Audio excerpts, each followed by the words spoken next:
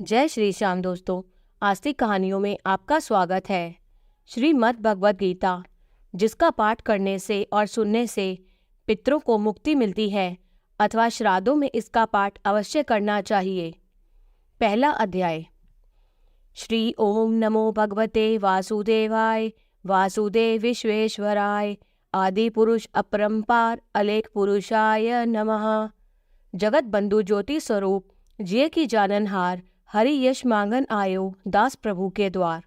श्री भगवान जी ने अर्जुन को जो गीता ज्ञान दिया सो मुझे मिले।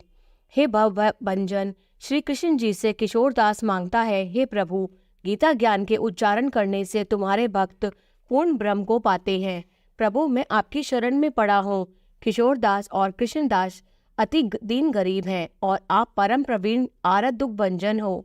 श्री कृष्ण भगवान, तेरे संतों और भक्तों के हेतु मैं यह ज्ञान भाषा में कहता हूँ। गीता जी के ज्ञान की कथा प्रारंभ। जब कौरव पांडव महाभारत के युद्ध को चले तब राजा धृतराष्ट्र ने कहा, मैं भी युद्ध को देखने चलूंगा। तब श्री व्यास जी ने कहा, हे राजन, नेत्र के बिना क्या देखोगे? राजा धृतराष्ट्र ने कहा, देखूंगा नहीं तो श्रवण तो करूंगा। तब व्यास जी ने कहा, हे राजन, तेरा सारथी संजय जो कुछ महाभारत के युद्ध की लीला कुरुक्षेत्र में होगी सो यहाँ बैठे ही श्रवण करावेगा। व्यास जी के मुख से यह वचन सुन संजय ने विनती करी, हे प्रभु, यहाँ हस्तिनापुर में बैठे कुरुक्षेत्र की लीला कैसे जानूंगा तथा राजा को किस भांति कहूंगा।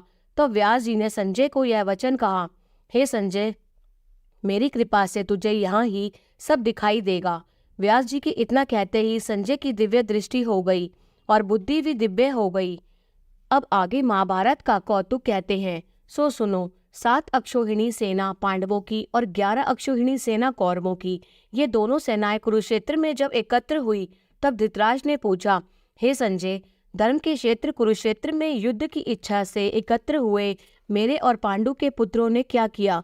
संजय ने कहा, पांडवों की सेना को व्यूहित देखकर दुर्योधन आचार्य द्रोण के समीप जाकर कहने लगे, हे आचार्य, देखिए, आपके शिष्य बुद्धिमान द्रुपद पुत्र ने पांडवों की बड़ी सेना की कैसी व्यूह रचना की है। इस सेना में अर्जुन, भीम जैसे बड़े बड़े धनुर्धारी वीर, विराट, महारथी द्रुपद, धृष्टकेतु, चेकितान, बलवान, काशीराज, पुरुजित, कुंती भोज, नरों में श्रेष्ठ शैव्य, पराक्रमी युधामन्यु, बलवान उत्तमौजा, अभिमन्यु और द्रौपदी के पुत्र सबके सब महारथी हैं। हे ब्राह्मण श्रेष्ठ, आपके स्मरणार्थ अब मैं अपनी सेना के प्रधान सेनापतियों के नाम बताता हूँ। आप भीष्म, कर्ण, युद्ध, विजय, कृपाचार्य, अश्वत्थामा, विकर्ण, सोमदत्त का पुत्र भूरिश्रवा और बहुत से शूरवीर मेरे लिए प्राण तक देने के लिए तैयार हैं। ये लोग शस्त्र चलाने में अति निपुण हैं। हमारी सेना को जिसके भीष्म रक्षक हैं अपरिमित बल है और उनकी सेना जिसके भीम रक्षक हैं थोड़ा बल है। अब आप सब अपने अपने मोर्चों पर सावधान रहकर सेनापति की रक्षा कीजिए। भीष्म पिता ने दुर्योधन को प्रसन्न करते हुए और ऊंचे स्वर से गरजते हुए शंख बजाया। फिर वहां चारों ओर शंख, नगाड़े, ढोल, गौमुख आदि बाजे बजने लगे, जिनका बड़ा भयंकर शब्द हुआ, जिसके अनंतर श्री कृष्ण और पांडव अर्जुन ने दिव्य शंखों को बजाया। श्री कृष्ण ने पांचजन्य, अर्जुन ने देवदत्त नामक शंख को और भीष्म, कर्ण, कर्म करने वाले भीम ने पौंड्रक नामक बड़े शंख को बजाया। कुंती पुत्र राजा युधिष्ठिर ने अनंत विजय, नकुल ने सुघोष, सहदेव ने मणिपुष्पक और धनुधारी काशीराज, शिखंडी, धृष्टद्युम्न, विराट, अपराजित सात्यकी, राजा द्रुपद और द्रौपदी के 5 पुत्र और महाबाहु अभिमन्यु, इन सब वीरों ने अपने अपने शंखों को बजाया। उन शंखों के भारी शब्द से आकाश और पृथ्वी गूंज उठे और धृतराष्ट्र के पुत्रों के हृदय कांप उठे। हे राजन, अर्जुन ने कौरवों को युद्ध के लिए प्रस्तुत देखकर धनुष उठाकर श्री कृष्ण से कहा कि हे अच्युत, मेरा रथ दोनों सेनाओं के बीच में खड़ा कीजिए, जिससे मैं युद्ध करने वालों को देख लूं कि इस रणभूमि में मुझे किन किन के साथ युद्ध करना चाहिए। दुर्बुद्धि दुर्योधन से प्रीति करने वाले जो युद्ध के लिए यहाँ एकत्र हुए हैं उनको देखूंगा। संजय ने कहा, हे राजन, अर्जुन की बात सुनकर श्री कृष्ण ने भीष्म, द्रोण आदि वीरों के सामने उत्तम रथ को खड़ा करके कहा कि हे वीर, युद्ध के लिए उद्यत इन कौरवों को देख लो। अर्जुन ने चाचा, बाबा, गुरु, मामा, भाई, पुत्र, पौत्र, मित्र, ससुर और स्वजनों को शास्त्रों से सुसज्जित खड़े देखा और उसने इन दोनों सेनाओं में अपने ही सब बांधवों को देखकर परम दयाद्र हुए यह वचन कहे, हे कृष्ण, युद्ध की इच्छा से आए हुए इन अपने बंधुओं को देख मेरे अंग ढीले होते जाते हैं और मुख सूखा जा रहा है। मेरा शरीर बेकल होता है, गांडीव हाथ से गिरा जाता है। हे केशव, मुझ में यहाँ खड़े रहने का सामर्थ्य नहीं है और सब लक्षण मैं उल्टे देख रहा हूँ और संग्राम में अपने स्वजनों का वध करके कोई लाभ भी नहीं होगा। हे कृष्ण, मैं जीत, राज्य और सुख भी नहीं चाहता हूँ। हे प्रभु, हमको राज्य भोग तथा जीवन से क्या काम है, क्योंकि जिनके लिए राज्य भोग और सुख की इच्छा की जाती है वे सब इस युद्ध में प्राण और धन की इच्छा छोड़ मरने को तैयार हैं। और आचार्य, पिता, पुत्र, पितामह, माता, ससुर, पौत्र, साले और संबंधी ये सब मुझे मारे तो भी हे मधुसूदन, मैं इन्हें मारने की इच्छा नहीं करूँगा। हे जनार्दन, त्रिलोकी के राज्य के लिए भी मैं इन्हें मारना नहीं चाहता, फिर इस पृथ्वी के राज्य के लिए तो कहना ही क्या। हे जनार्दन, धृतराष्ट्र के पुत्रों को मारकर हमारा क्या भला होगा, इसलिए हमें अपने भाई धृतराष्ट्र के पुत्रों को मारना अनुचित है। हे माधव, स्वजनों को मारकर क्या हम सुखी हो सकते हैं? ये सब लोभ के वशीभूत है और कुल के नाश करने तथा मित्रद्रोह करने में पाप को नहीं देखते। कुल नाश के दोष को जानते हुए भी हमको इस पातक से क्यों नहीं दूर रहना चाहिए। कुल का नाश होने से कुल के प्राचीन धर्म नष्ट हो जाते हैं, फिर धर्म नाश होने से कुल में पाप बढ़ता है। हे कृष्ण, पाप से कुल की स्त्रियां व्याभिचारिणी होती हैं, जिससे वर्णशंकर संतान उत्पन्न होती है। वह वर्णशंकर जिन पुरुषों ने कुल को नष्ट किया है उनको तथा उस कुल को नरक में पहुंचाते हैं, क्योंकि श्राद्ध तर्पण आदि बंद हो जाते हैं। वर्णशंकर बनाने वाले दोषों से कुल ध्वंसकों की जाति धर्म और कुल धर्म निरंतर नाश होते हैं। हे जनार्दन, मैंने बारंबार सुना है कि कुल धर्म नष्ट होने से निश्चय नरकवास करना होता है। हाय, हम बड़ा पातक करने को तैयार हैं, जो राज्य सुख के लोभ से स्वजनों को मारने की कोशिश कर रहे हैं। शास्त्रों को धारण किए हुए धृतराष्ट्र के पुत्र यदि मुझे शस्त्र रहित और उपायहीन को रणभूमि में वध कर डाले तो मेरा बहुत कल्याण हो।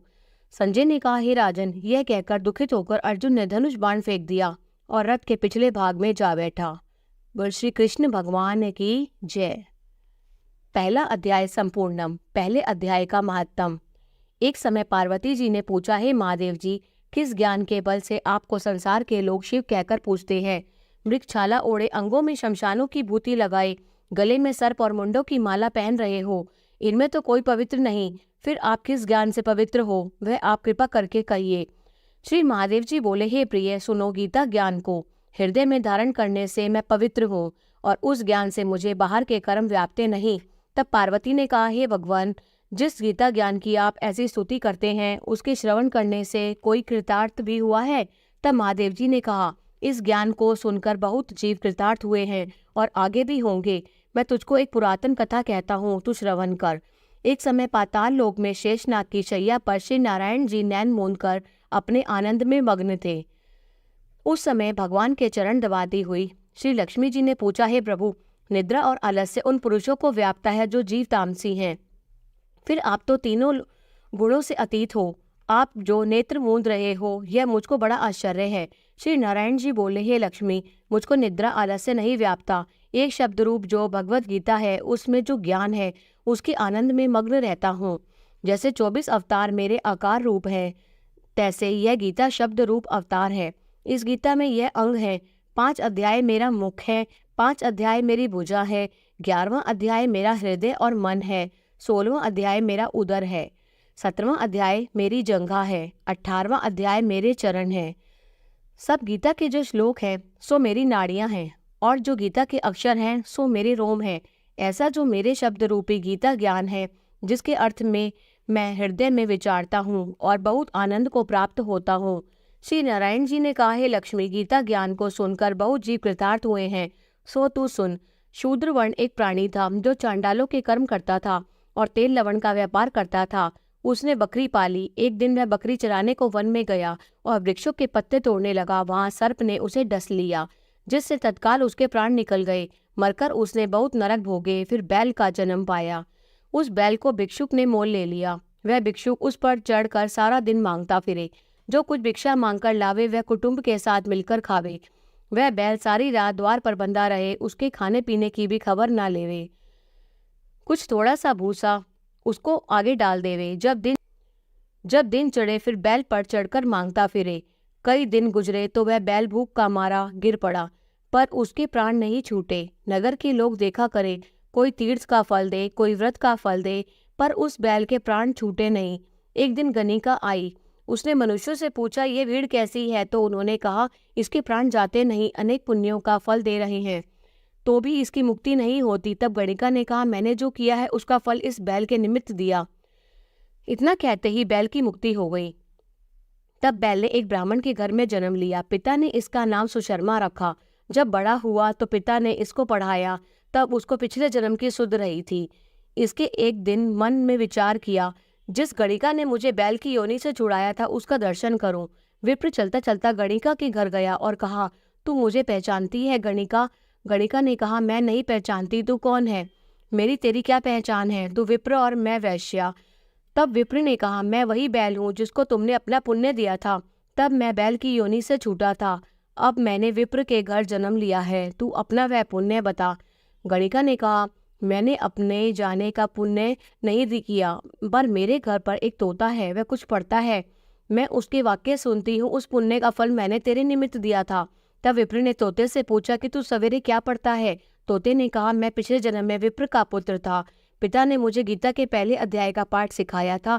एक दिन मैंने गुरुजी से कहा, मुझको तुमने क्या पढ़ाया है? तब गुरुजी ने मुझे शाप दिया कि तू सुआ हो जा। तब मैं सुआ हुआ। एक दिन फंदक मुझे पकड़कर ले गया। एक विप्र ने मुझे मोल लिया। वह विप्र भी अपने पुत्र को गीता का पाठ सिखाता था। तब मैंने भी वह पाठ सीख लिया। एक दिन विप्र के घर चोर घुस पड़े। उनको धन प्राप्त न हुआ तो पिंजरा उठाकर ले गए। उन चोरों की यह गणिका मित्र थी।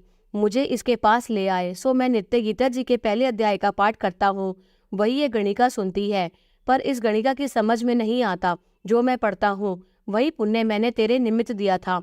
सो हे लक्ष्मी, गणिका ने भी भले काम ग्रहण किए। नित्य प्रति स्नान करे और गीता के पहले अध्याय का पाठ करे, इससे उसकी मुक्ति हुई। श्री नारायण ने कहा, लक्ष्मी, जो कोई अनजाने में भी गीता जी का पाठ करे या श्रवण करे, उसकी भी मुक्ति हो जाती है।